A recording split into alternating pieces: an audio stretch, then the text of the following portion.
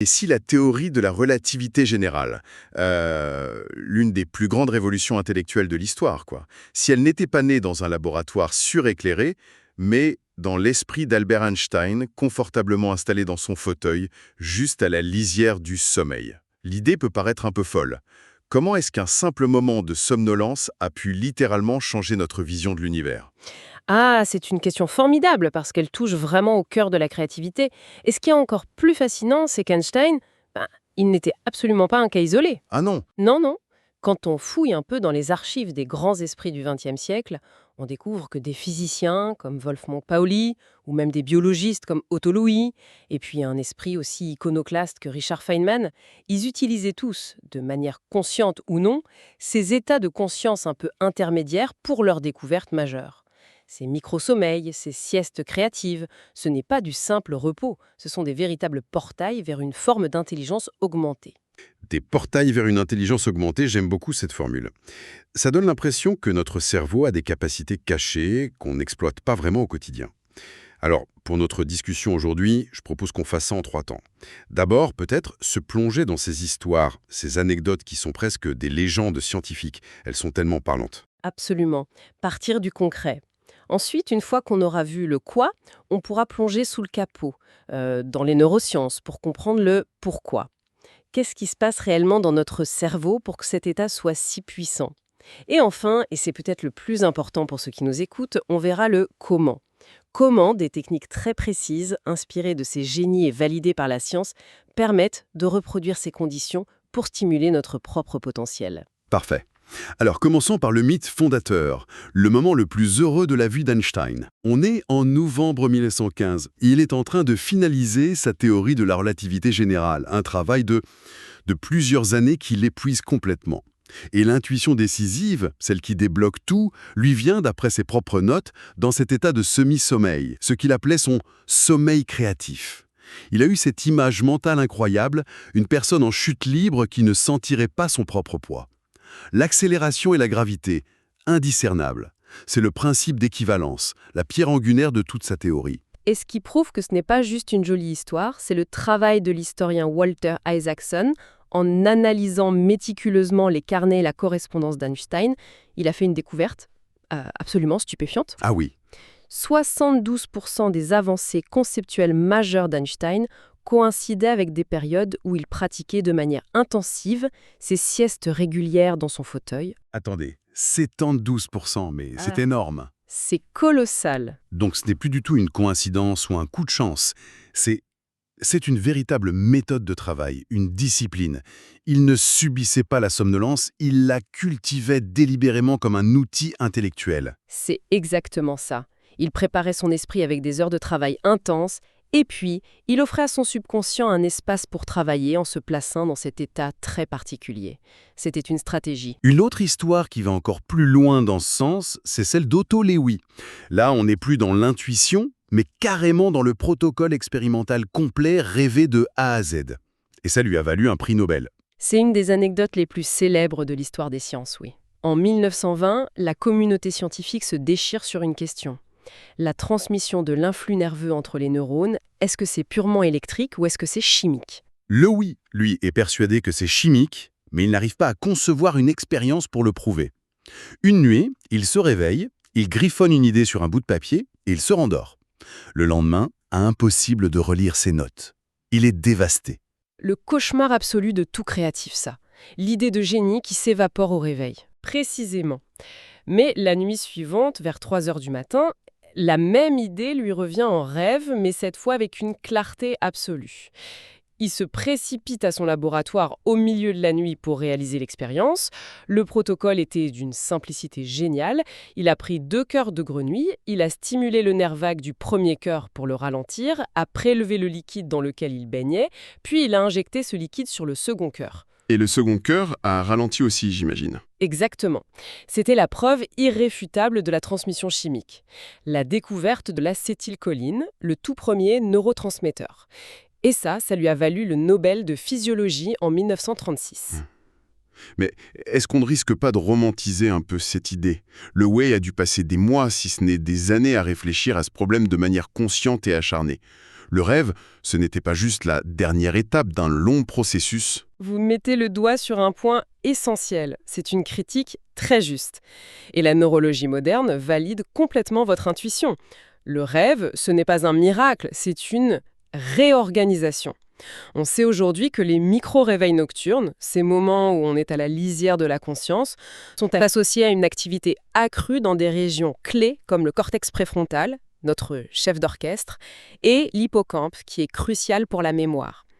Le cerveau de Lewy n'a pas inventé la solution à partir de rien, il a simplement profité de cet état pour connecter des informations qu'il avait déjà, mais d'une manière que son esprit conscient et logique n'arrivait pas à faire. Donc, le travail acharné, c'est le carburant, et le semi-sommeil, c'est l'étincelle. C'est une excellente image. Et puis, il y a ceux qui ont systématisé ça de manière encore plus délibérée, comme le physicien Richard Feynman.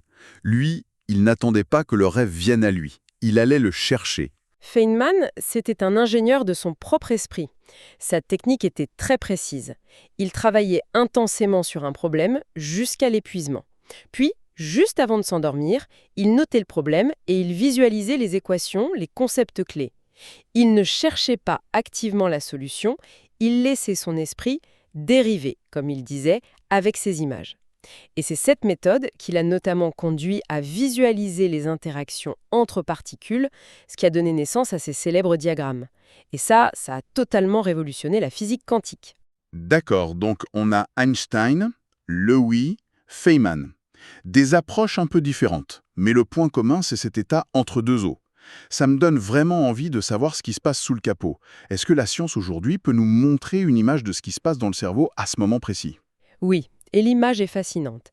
Les neurosciences nous montrent qu'il ne s'agit pas d'un état éteint ou au repos, mais d'un mode de fonctionnement cérébral complètement différent. Il faut imaginer un dialogue permanent entre deux grands réseaux cérébraux. Le premier, c'est celui qu'on utilise la plupart du temps. Le mode concentré ou réseau de la tâche positive. C'est notre mode analytique, logique, rigoureux. Parfait pour suivre une recette ou résoudre une équation étape par étape. Mais il est aussi très linéaire et contraint par les règles qu'il connaît. C'est notre mode pilote automatique en quelque sorte. Très efficace, mais peu créatif. Exactement. Et à l'opposé, on a le mode diffus, ou réseau du mode par défaut. C'est celui qui s'active quand on est sous la douche, quand on se promène en forêt, ou qu'on commence à s'endormir.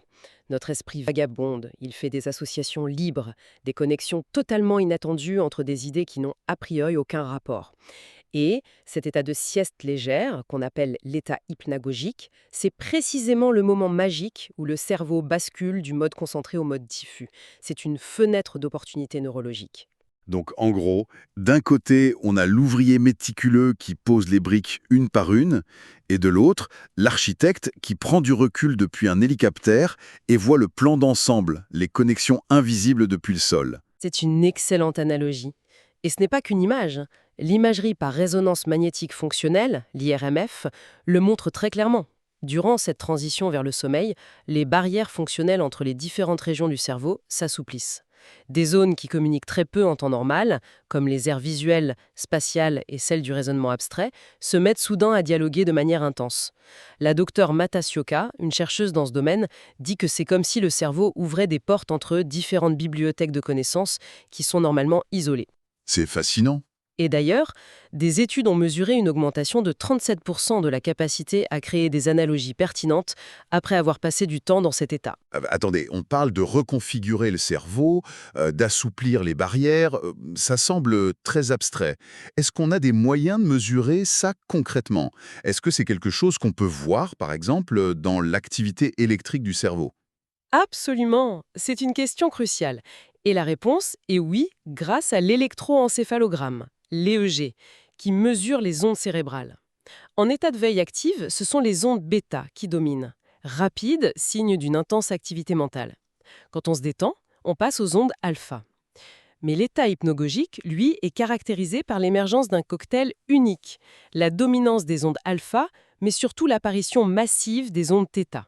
Ces ondes θ sont associées à la somnolence, à la mémoire, à l'imagination débridée et à ce qu'on appelle l'insight, l'éclair de génie. Donc si je comprends bien, le cerveau n'est pas simplement au ralenti. Il entre dans un mode de fonctionnement électrique très spécifique. presque comme s'il accordait sa radio sur une fréquence différente, une fréquence beaucoup plus propice à l'imagination. C'est bien ça? C'est exactement ça. Il change de fréquence de fonctionnement. Et ce qui permet ce changement, c'est aussi un cocktail neurochimique très particulier. Ah oui, au-delà de l'électricité, j'imagine qu'il y a aussi toute une soupe chimique qui change dans notre tête. Hormone du stress, ce qui réduit le bruit mental, les pensées anxieuses. Et en parallèle, on a une légère augmentation de la dopamine et de l'acétylcholine, deux neurotransmetteurs qui sont fondamentaux pour la pensée associative, la plasticité cérébrale et la consolidation de nouvelles idées. On crée donc un environnement neurochimique parfait pour la découverte. C'est un état de calme alerte propice à la restructuration des connaissances. Et cette idée de restructuration, elle est intéressante, surtout pour un domaine comme la physique théorique. J'imagine que manipuler mentalement des dizaines d'équations complexes, ça doit saturer complètement la mémoire de travail, non? La sature et ça la fait exploser. C'est un des plus grands obstacles. Pendant la somnolence, un phénomène de nettoyage se produit. Les détails techniques superflus, les calculs intermédiaires s'estompent temporairement. Mais les grandes structures conceptuelles, elles, les principes fondamentaux, restent actifs. Cette décharge sélective libère des ressources cognitives et permet au cerveau de manipuler les concepts de base beaucoup plus librement, de les recombiner différemment. Einstein le disait lui-même. Parfois, je dois vider mon esprit des détails pour voir le motif sous-jacent. Ce qui m'amène à une question qui me taraude depuis le début.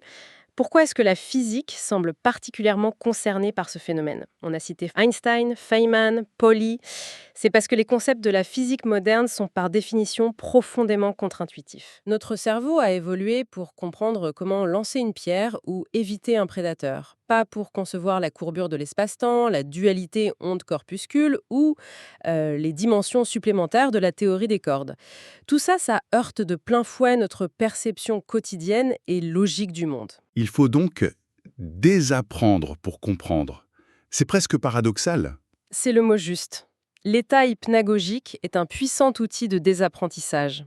Il réduit l'activité des circuits cérébraux liés à notre perception standard, à nos a priori sur le temps, l'espace, la causalité.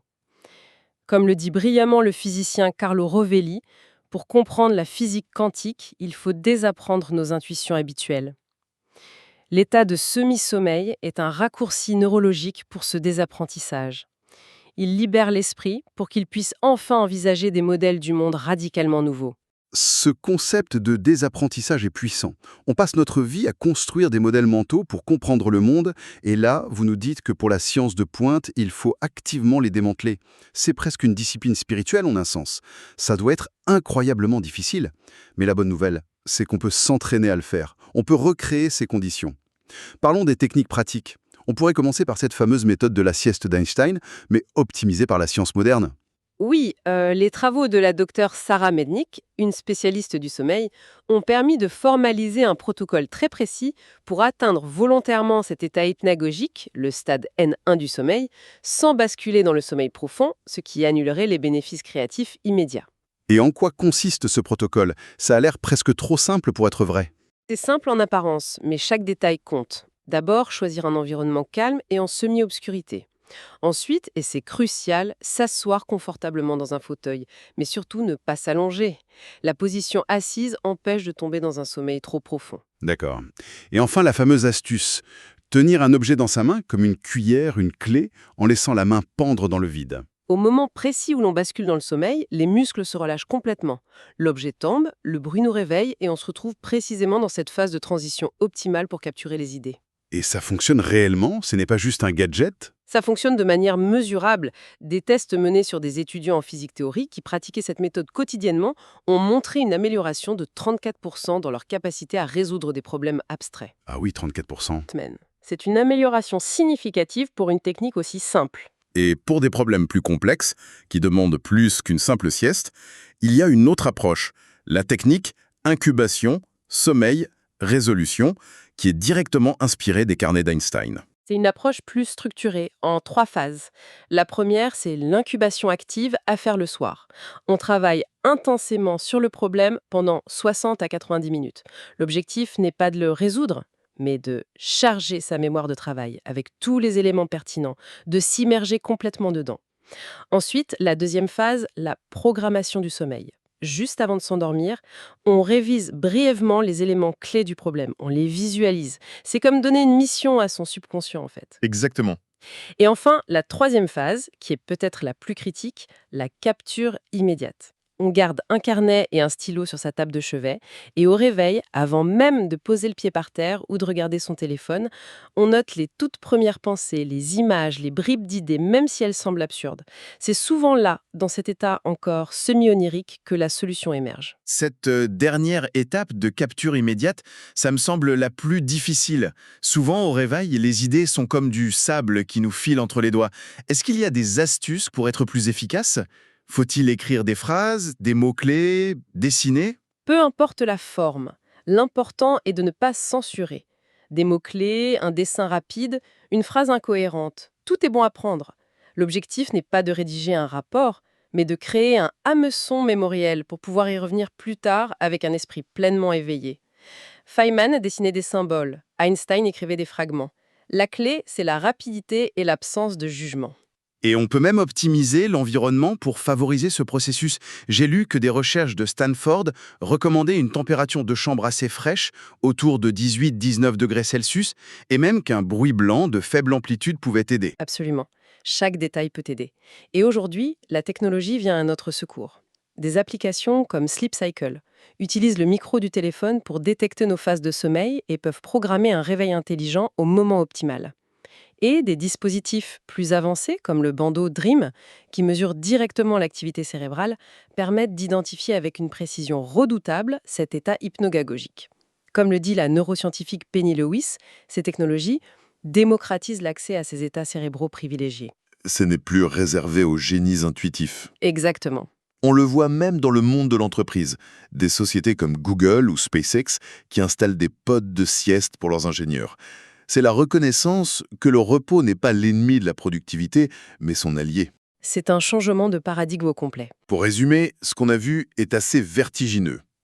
La sieste d'un génie, ce n'est pas un signe de fatigue, c'est un outil stratégique. Ces moments suspendus, à la lisière du sommeil, sont un terrain de jeu neurologique où les barrières conceptuelles que notre esprit logique passe ses journées à ériger s'effondrent pour laisser place à des possibilités nouvelles. Exactement. Et le message le plus puissant, je crois, c'est que les mécanismes neurobiologiques qui ont permis la relativité générale ou la découverte des neurotransmetteurs sont universels. Ils sont présents dans chaque cerveau. En appliquant consciemment ces techniques, on ne fait pas que suivre une recette. On marche littéralement sur les traces neurologiques de ces grands esprits. Et c'est un contraste saisissant avec notre culture de l'hyperactivité où somnoler au travail est encore vu comme une faute. Peut-être que la véritable innovation naît justement dans ces interstices, dans ces moments de relâchement contrôlé. L'invitation, finalement, c'est de ne plus lutter contre cette somnolence qui nous prend face à un problème, mais de l'accueillir et de l'utiliser comme un outil. Et cela soulève une pensée finale, une question pour aller plus loin. On a vu comment cet état aide à résoudre des problèmes déjà formulés. Mais la question plus profonde et peut-être plus vertigineuse, c'est la suivante. Cet état pourrait-il non seulement nous aider à trouver des réponses, mais aussi à poser des questions radicalement nouvelles? Des questions que notre esprit pleinement éveillé, contraint par la logique et ce qu'on croit savoir, n'oserait même pas formuler.